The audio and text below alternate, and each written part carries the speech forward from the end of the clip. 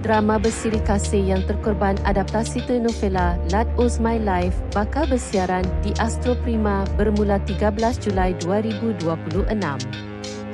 Setiap Isnin hingga Jumaat jam 6 petang.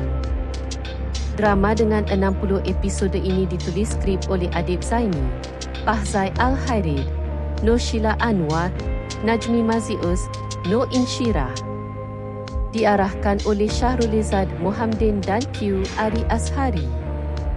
Terbitan Radius One Sendirian Berhad. Membariskan pelakon seperti Fasha Sanda sebagai Mariana, Johan Asari sebagai Johari, Josia Hogan sebagai Dola, Badrul Munirah sebagai Johan, Charmaine Alexander sebagai Sarah. Drama ini mengisahkan cinta terlarang antara Mariana dan Johari, iaitu antara pewaris dan anak pekerja.